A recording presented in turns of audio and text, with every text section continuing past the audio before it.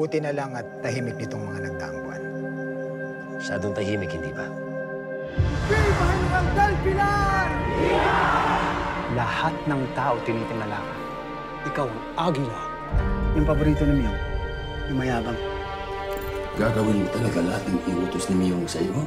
Si Gregorio del Pilar ang pinakabatang general na nag-alay ng buhay upang palayain ang mga Pilipino sa kamay ng mga kaaway. Siya ay pinanganak noong Nobyembre 14, 1875 sa San Jose, Bulacan. Sina Fernando del Pilar at Filipa Simplo ang mga magulang niya. Pamangkin siya ni Marcelo del Pilar, propagandistang namalagi sa Espanya, at Padre Toribio del Pilar, Pilipinong paring ipinatapon sa Guam. Kabilang sa mga unang guro ni Gregorio sina Maestro Monico at Pedro Serrano Lactau. Sa Ateneo niya tinapos ang Bachelor de Artes noong 1896. Bilang estudyante, nakatira noon si Gregorio sa bahay ni Diodato Arellano, puno ng mga propagandista na asawa ng tiyahin niyang si Hilaria del Pilar. Sa pagtulong ni Gregorio sa pamumudbod ng mga pulyetong pandigma, nagkaroon siya ng inspirasyong makatulong sa pagpapalaya ng mga Pilipino. Nagpatala siya bilang formal na revolusyonaryo sa edad na 22 sapagkat naipakita niya ang bilis at ang tapang sa laban ng Kakaron de Sille. Madali siyang naitaas ng ranggo bilang tinyente. Iniharap din siya sa laban Mambog at laban Paumbong na matagumpay din niyang naisagawa. Sa dami ng mga armas at balang na agaw ay naging tinyente koronel siya. Sa ipinakitang husay sa digmaan, noong Hunyo 24, 1898 ay napasuko niya ang ika-5 Batalyong Kastila sa Bulacan na naging dahilan upang tanghalin siyang general.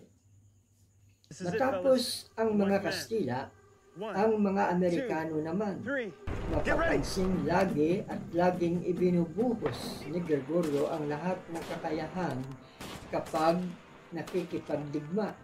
Naririyan ang laban sa Giginto, ang laban sa Clarodero at ang laban sa San Miguel. Nang tanghalin siyang punong tagapagtanggol ni General Emilio Aguinaldo, ay lagi niyang pinangangalagaan ang seguridad ng Pangulo ng pamalaang revolusyonaryo. Sinasabing kung nasaan ang Pangulo ay naroon ang bansang pinamumunuan nito.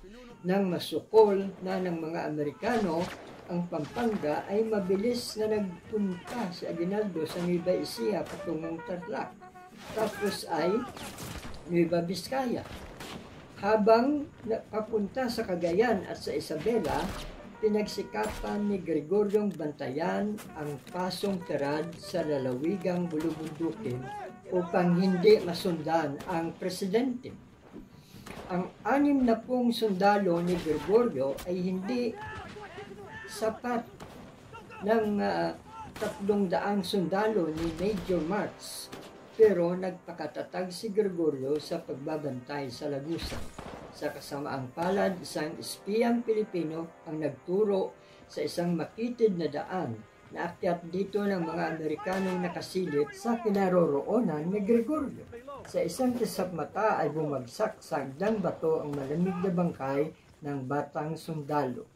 Salamat kay Teniente Dennis Quillan na nakakita ng hubad na bangkay matapos ang ikalawang araw.